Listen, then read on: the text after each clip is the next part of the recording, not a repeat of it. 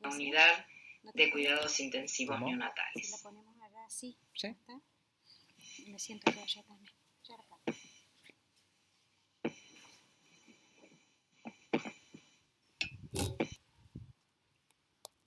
Las infecciones en recién nacidos continúan siendo un problema muy relevante en neonatología, tanto por los efectos que producen en morbimortalidad, también alargan la estadía hospitalaria y por supuesto los costos asociados, pero además lo más importante es que tienen un impacto a largo plazo en relación al pronóstico de este recién nacido. Por lo tanto, la práctica de administración de medicamentos en la unidad es una práctica frecuente. Un alto porcentaje de madres, entre el 55 y el 65% de las mujeres embarazadas y más del 70% de los recién nacidos ingresados en alguna unidad de cuidados intensivos neonatales reciben antibiótico en algún momento durante su internación. Y es por eso que el tema de la preparación correcta adquiere muchísima relevancia. Un concepto que me gustaría incorporar a lo que venimos conversando es el concepto de error. Un error de medicación debe cumplir dos características imprescindibles para hacerlo. Lo primero es que tenga potencial para producir daño y el segundo punto es que sea evitable. Y entonces vamos a orientar la charla a todo lo que podemos hacer para evitar que durante la preparación tengamos errores y sea una práctica segura.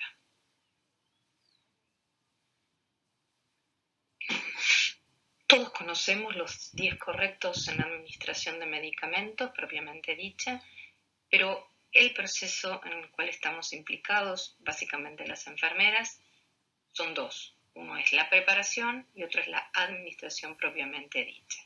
Hoy nos vamos a referir a la preparación, es decir, a la elección del medicamento correcto, la reconstitución y dilución correcta de antibióticos, la indicación y dosis correcta, la vía de administración correcta y la hora de administración correcta.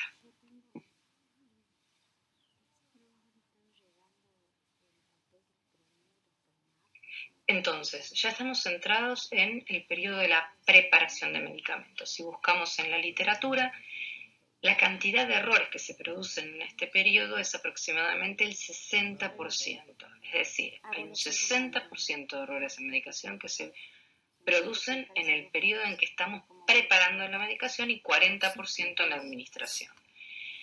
Y de ese 60%, los errores más frecuentes son la incorrecta dilución y el error en la elección del diluyente. Muy bien, vamos por el primero de los correctos, medicamento correcto. Clásicamente, cuando hablamos de medicamento correcto, hablamos de administrar y preparar la droga que está indicada. A la hora de hacerlo, tenemos la obligación de leer detenidamente la etiqueta del envase o del medicamento y si tenemos algún compañero y corresponde hacer un doble chequeo para evitar el error.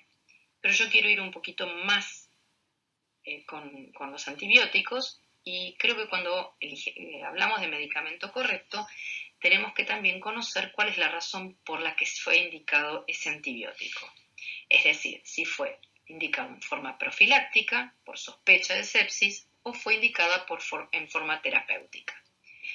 Básicamente, esto lo que va a hacer es que nosotros estemos incorporados en el tratamiento y si la droga es profiláctica y estamos en el segundo día de ese recién nacido, nuestra responsabilidad como enfermeros es preguntar si los cultivos fueron positivos, si los cultivos fueron negativos, cómo es el laboratorio, porque la indicación de suspender a las 48 horas, si no hay indicios de sepsis, es fundamental.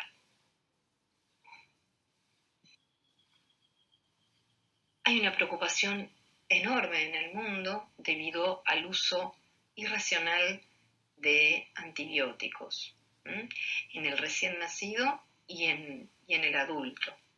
El uso racional de antibióticos implica que los pacientes reciban el antibiótico adecuado a su necesidad clínica en dosis correcta para su condición individual durante el tiempo adecuado y al menor costo para ellos.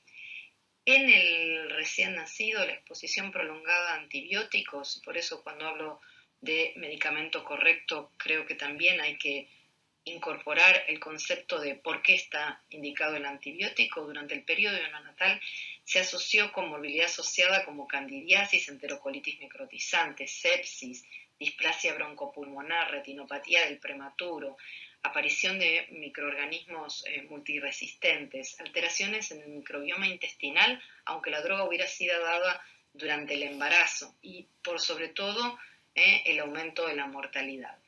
También la administración en el periodo neonatal de antibióticos tiene impacto durante el primer y segundo año de vida, que aumenta el riesgo de obesidad infantil, de asma, de afecciones alérgicas, de enfermedad celíaca, de enfermedad de Crohn, de artritis y hasta de cáncer intestinal.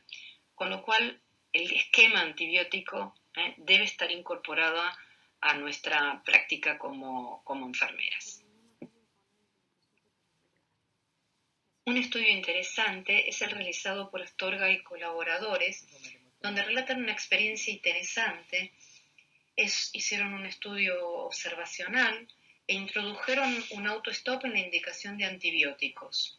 La indicación de elección era ampicilina y gentamicina, se hacía por defecto, y a las 48 horas de comenzado el esquema antibiótico, la indicación del sistema electrónico, la implementación de una orden de detención automática, se caía automáticamente y debían buscar resultados de cultivos para volver a indicar y administrar. Y así disminuyeron el 35% de la administración de antibióticos profilácticos prolongados, y básicamente tampoco les dejaba indicar drogas que no fueran de primera línea como la vancomicina. Se me ocurre que si no hay sistema electrónico es buscar alguna forma que a las 48 horas todo el mundo recuerde que debe revisar la indicación de antibióticos profilácticos. El segundo de los correctos es la reconstitución y la dilución. Uno de los problemas más graves en la administración de antibióticos es no respetar el tipo de diluyente que le da estabilidad y eficacia a la droga, y por otro lado la concentración máxima de la droga.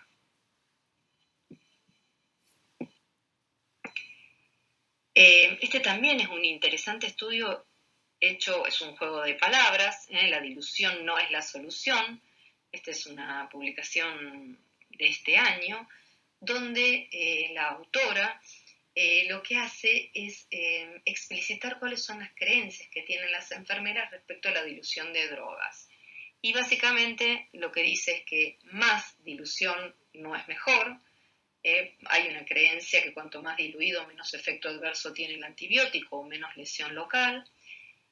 Y lo importante es recordar que cada antibiótico tiene una relación entre droga y diluyente, una concentración máxima permitida, con un tiempo de administración relacionada con la farmacocinética y la farmacodinámica del antibiótico. Y para esto tenemos que tener estandarizadas el uso de las drogas antibióticos en cuadros, en lugares donde todo el mundo utilice la misma dilución para evitar errores.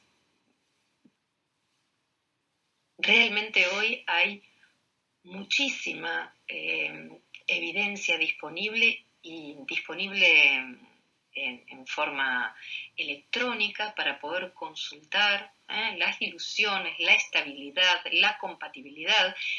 Esta es una página que se les recomiendo, que se llama stabilis.org, está en español, en francés y en inglés. Está hecho por farmacéuticos de hospitales franceses, pero colaboraron también alguna facultad de farmacia de Barcelona, y en ella se recoge información sobre la estabilidad físico-química de un número de moléculas interesantes, con, además, ¿sí?, la estabilidad de la solución de acuerdo a la concentración, de acuerdo a la temperatura y de acuerdo a eso, cuánto tiempo se pueden guardar en forma estable. La verdad es que es sumamente útil conocerla. Muchos autores están muy preocupados por los errores en el periodo de la preparación. Este también es un estudio hecho en Francia por Morini y colaboradores, y lo que hicieron es hacer un estudio observacional en donde se evaluó la unificación de criterios que tenían los enfermeros para diluir medicamentos, y lo que encontraron es que había una diversidad de criterios enormes, sobre todo para evaluar cuál era el espacio muerto del cono de la jeringa y agujas en cantidades muy pequeñas de medicamentos. Y otro error sumamente frecuente era la falta de identificación de las jeringas preparadas previo a la administración. La verdad es que la evaluación de la práctica profesional es una herramienta fundamental. Es realmente importante trabajar en equipo para esto, y creo que es un estudio que se puede replicar perfectamente en nuestras unidades, donde alguien pueda observar cuáles son las prácticas que realizan las enfermeras para poder diluir medicamentos. Vamos entonces por el tercero de los correctos, que son la indicación y dosis. Todos hablemos de la complejidad de la administración de una droga en recién nacidos, que nada tiene que ver con lo que sucede en adultos. ¿Sí? Si nosotros miramos cualquier vademecum, podemos saber que la administración de una droga depende de la edad gestacional, de los días postnatales, y que esto va a determinar un intervalo diferente de administración, lo que implica que hay mucho más posibilidades de error.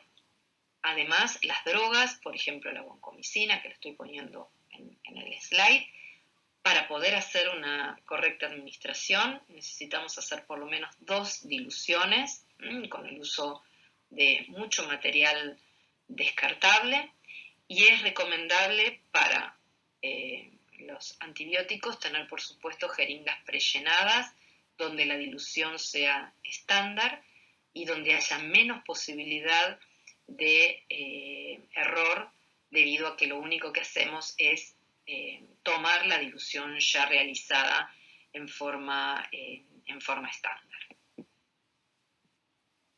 Es fundamental entender que en la preparación de medicamentos no tenemos que confiar en nuestra memoria, y para eso tenemos, como decíamos antes, disponibles, ya sea en forma electrónica o en papel, distintos vademecums, apps disponibles que podemos tener en el teléfono, de consulta previo a la preparación y previo a la administración.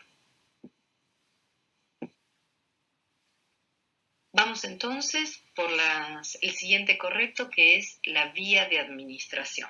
Habitualmente en la unidad de cuidados intensivos neonatales, la vía de administración de los antibióticos es la vía endovenosa, una vía que lo que significa es que estamos ingresando el fármaco directamente en la sangre. Cualquier error, cualquier efecto adverso va a ser inmediato, compromete la vida, y el 60% de estos efectos adversos son graves.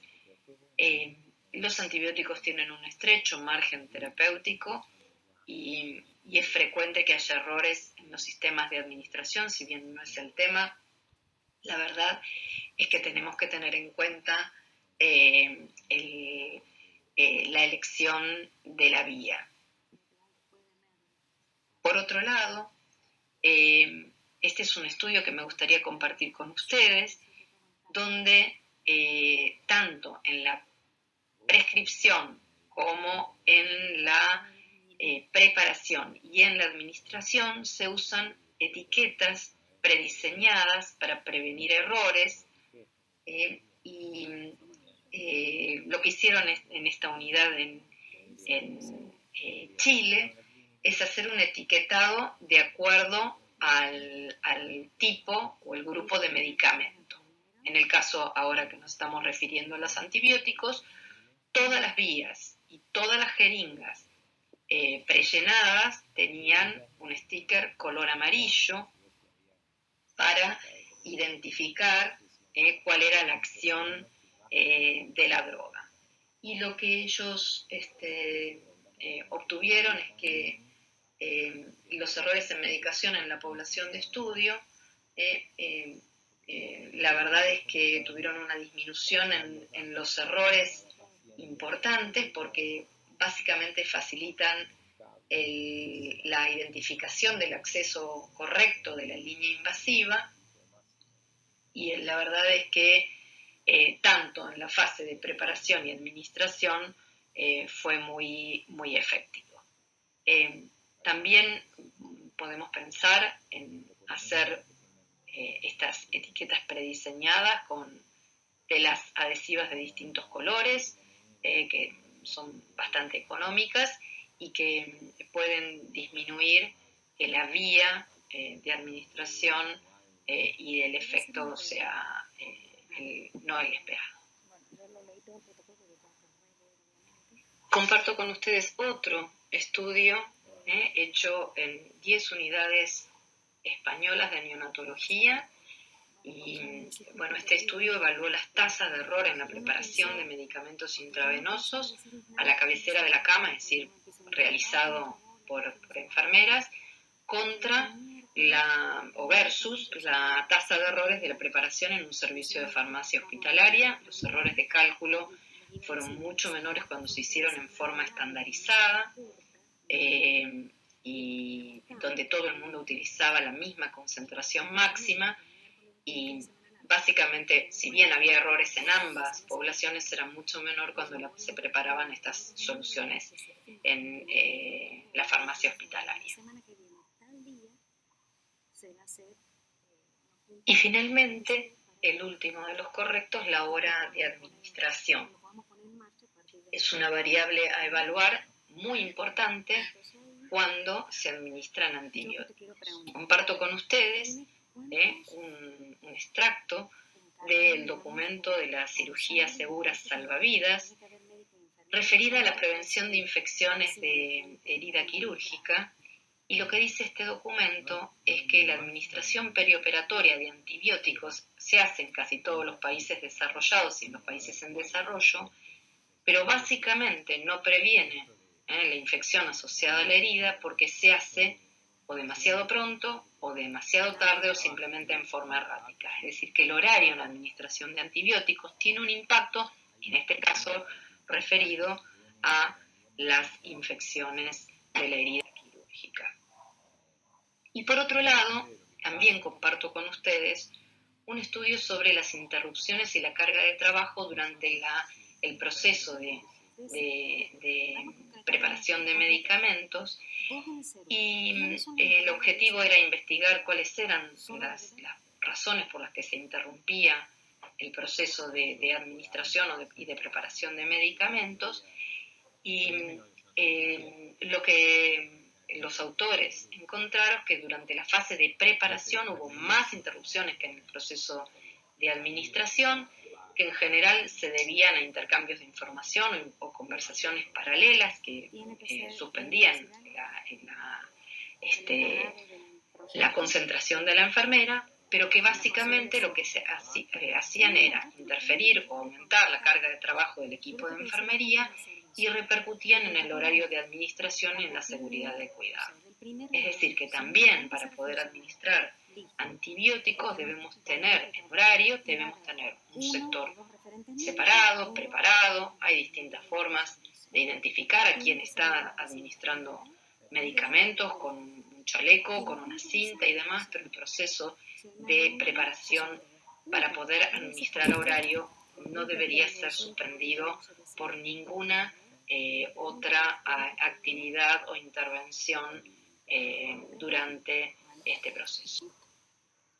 Y para terminar quisiera realizar la pregunta con la que empecé. ¿Estamos preparando bien los antibióticos? A mí me gustaría que cada uno de ustedes que están en la audiencia puedan pensar en la charla y puedan ver en qué parte de la preparación no están bien.